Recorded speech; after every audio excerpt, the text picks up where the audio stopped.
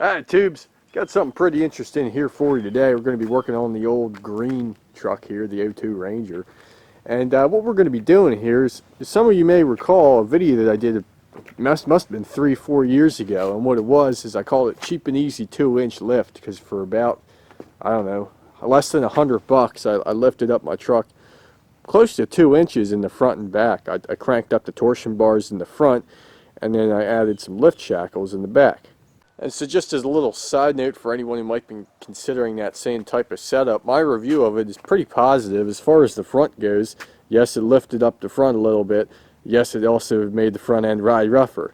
But my experience here with the stock keys pretty much maxed out, I've had pretty good luck and not really had anything major wear out on me. As far as the rear goes with the Shackles, I've been happy with them as well. There's not really a whole lot to say about them because all they do is they lift up the back of your truck without changing the ride quality at all, or at least anything that I noticed. And so you may ask yourself, if I didn't have any problems, if I like Shackles so much, why am I doing another video about how to install them? I got a quick story for you. I got a buddy that's got a Mercury Mountaineer, and if you're not familiar, Mercury Mountaineer is basically the same thing as a Ranger. They're built basically on the same platform. I think they were made in the same factories, and there's a whole ton of different things that they share as far as design, parts, and what have you. So anyway, I got a buddy that's got one of them, and he's into it. He likes off-roading and you know, doing some mods like I've done to this truck. And so he was thinking about how he could lift up the back of his truck. But for his particular purpose, I told him Shackles are probably your best bet. They're cheap, they're easy, they'll get the job done, and you're not really going to need any of the advantages that an Add-A-Leaf will give you, so I would just go with that. And then I got to thinking, you know, I really like the Add-A-Leaf in this '06 that I have, so why not have my buddy give me a couple bucks to take the Shackles off of this here truck, install them on his Mountaineer, and then that'll help me out to buy the Add-A-Leaf, which I can then throw on this here '02. So to make a long story short, that plan seemed like a good idea at the time, but it didn't work. As it turns out, the Shackles on the Mountaineers and Explorers are actually different than the ones on the Rangers. As you can see here, the Shackles on the Rangers, this is one of the extended ones of course, have the bushing on one end and then the other bushing is in the leaf spring. But as it turns out on the Explorers, that bushing right there is actually built into the frame. And so the Shackles are shaped a little bit differently. They're basically just two parallel bars and no bushing in the middle. So as I learned that night as we tried to take the old Shackles off the Explorer, you can't just swap them out with the Rangers. Now on the plus side, I did get a chance to sand these things down and repaint them, so it's basically like I have brand new ones now, so it's not the worst thing in the world. But just a little lesson that I learned there, and I'm sure some of you guys that are working on these trucks might encounter the same thing in the near future, so don't make the same mistake I did. So anyway, after that rather long-winded introduction that was hopefully helpful to some people, what we're going to be doing here is I'm going to be installing some Shackles on the Ranger here, which I will show you how to do. And I'm also going to be getting I'm going to try and do like a before and after kind of thing.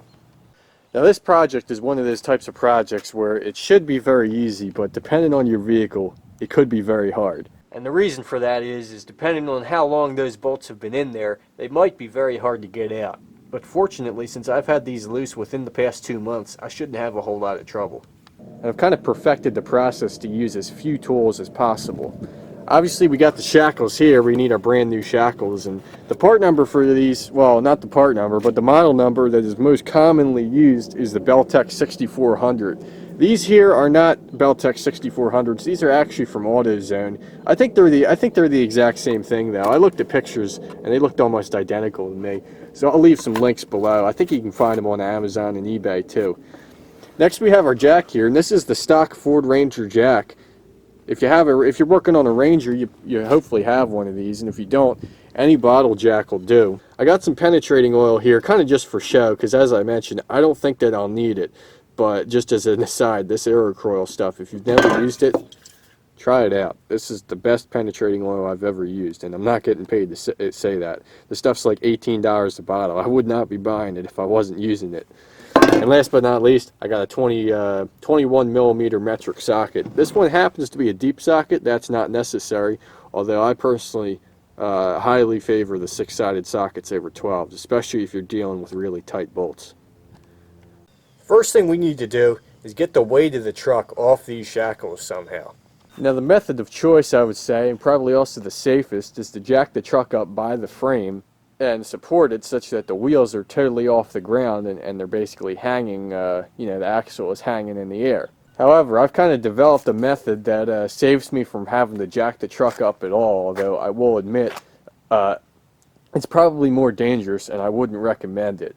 What I do is I take my standard Ford Ranger bottle jack here, I set it on the leaf spring, and then I brace it up against the bed here. Now I picked this particular spot to put it up against for a reason, and that's that it's a little bit stronger there. If you jack up against the wrong thing, you're going to end up with some new geological features in the bed of your truck. Other than the risk of cosmetic damage, you also got to really be careful here, because if this thing were ever to slip out once I got it supporting the weight of the truck, if you got your arm caught in there, this leaf spring could come up, crash into your hanger there, and again, that'll cause damage on its own. But then if your arm's caught in there, you could break your arm, and there's a lot of risk here for injury. So again, this is how I do it, but you have to be very careful doing it this way. Now once I get my jack in there, I just put a little bit of pressure on the leaf spring, and then what I do is I go ahead and I loosen up this first bolt and nut here. I got the nut almost all the way off. And the reason I do that is when it's all tight and everything, it's a little bit difficult to tell whether or not you have the right amount of pressure on that jack there. But once I have both the top and bottom a little bit loose, then I can reach up, and again, I should really be watching where my fingers go here in case that jack slips out. But then I can reach up and I can shake the shackle back and forth, and I'll know whether or not I need to add more or less pressure to the jack. Okay, so both of these nuts are loose now, and if I look in here, I can actually tell that there's a little bit of space between the bolt here and the bottom end of the hole that the bolt goes through. And so what that's telling me is that this spring is still pushing up, and so I need to tighten up this jack a little bit, push that spring down a little bit more, and even out the force, so that ideally this spring isn't putting any pressure on that shackle. Alright, I'm just about at the right spot, and the reason I know that is this bolt here I can actually take and I can shake it back and forth, and I can actually rotate it here. Before I couldn't do that because there's still a lot of shear force on that bolt, and that wouldn't allow me to do that. I couldn't spin it or move it back and forth. So we're pretty close here. I might dial in the jack just a little bit more, and then I'll put a wrench on this and spin it out, or I might even be able to get it to the point where I can just pull it right out. Alright, we are golden right now. I got this thing nice and loose. It's only it's out of the one side of the shackle here, but I got this thing nice and loose. There's no force. This leaf spring here isn't putting any force on this bolt or this shackle right now. That's exactly what we want. So we can take this bolt out right here, and now our shackle is kind of free to spin around. And if we loosen up this bolt here,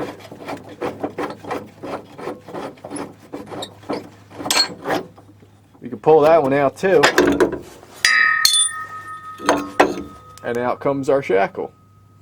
Alright, so at this point our shackle is totally out. So once again, this is where we really need to be kind of cautious here, because that jack is currently holding that leaf spring down. That's a spring and it wants to go up. So if that ever slipped out of there and my hand was in there, I could have a problem. So something to keep in mind. Now something else to keep in mind is that the way this top bolt is held in here is behind here there's let me get it out and I'll show you. It's one of these things here. It's a little nut, and it's kind of like, tacked into here, this little angled piece. And so the way it works is it sits up inside of there on the back side of that. So imagine it like this, but on the other side. And then this little angled piece here engages with the walls of this hanger up here and keeps it from spinning. Now what happens almost every single time I take this out is it always ends up falling off where it's situated. And so what you got to do is then you got to reach up in there, you got to get to it, and you can see my finger in there, and kind of hold it in place while you get the bolt started. And then once it's started, then it won't go anywhere. So we can go ahead and start putting our shackle in here. And first things first, you'll notice when I take these things out, First time I did it, I just made a note of which way the old shackle was facing. But the way these things go in here is with this little flat piece, that gets faced towards the front of the truck. So then the open spot with nothing in here, that's facing the back of the truck. And so what I'll usually do to get these things in here is first I'll start working it in up to the top spring hanger here. And what you'll find, or shackle holder rather, and what you'll find is that if there's like paint on this or anything, sometimes you got to work them in there a little bit, but you shouldn't have too much trouble. And then I was able to get this bolt started here. And now what I have to do is, as I mentioned, I got to take this thing, I got to get it up there behind the shackle holder, get the bolt started in it, and then we're good. Alright, that's done. So what we want to do here now is we want to be able to swing this shackle down around to the point where one of these holes here can have a bolt going through it and going through the leaf spring here. Well, currently, I don't think we're going to be able to do that. And of course the reason for that is that this leaf spring is still too high. Just as a refresher, or to clarify for anybody who wasn't quite understanding it at this point, the way this shackle lift works is it basically increases the amount of space between the frame and the axle. Of course, your axle is connected to the wheels, and so the only way you can get your axle higher off the ground is by getting bigger wheels, aka tires. However, the way your frame back here is attached to the axle is via these leaf springs. So if you lengthen this leaf spring here, which is the member that connects your body and frame to this leaf spring, you're effectively going to lift up your whole body and frame and increase that distance between your axle and your body and frame. The effect? You lift your truck. So what we need to do is we need to start increasing that space right now with the use of this jack here and get this leaf spring down low enough to where we can get a bolt through one of these holes. Alright, take a look here. We are getting very, very close. This leaf spring just needs to come down a tiny bit more and then we'll be good to go. I thought it'd be neat to show you guys. Compare with the stock shackle here. Look how much longer this shackle here is. You're talking got to be 2.5 inches. That leaf spring is a lot lower, and again, the effect of that is that your frame and body are quite a bit higher. Alrighty, I think I got this thing exactly where I want it. Perfectly lined up here. Our bolt will slide right on through. Now, one thing you may find is that sometimes your leaf spring here won't be like perfectly parallel with the ground or parallel with the axis of the hanger and the bolt here. And so what you have to do is sometimes you'll have to just pull it down just a little bit to get the bolt started coming through here. And then once you do that, the thread should be enough to pull it the rest of the way through. So I'm going to go ahead and tighten things up, get a nut on the other side there, tighten that up, and we'll just be about done this side. Alrighty now, bolts are installed, good to go there. We can go ahead and loosen up our bottle jack, take that out, and have a look. Alright, so that's one side done there, and to be honest, I actually kind of forgot how much of a lift that adds. That's actually looking pretty good to me. I'm actually pretty impressed with that. More than I expected, or more than I remembered, I should say. So let me get you on the tripod here, so that way we can get the true side by side.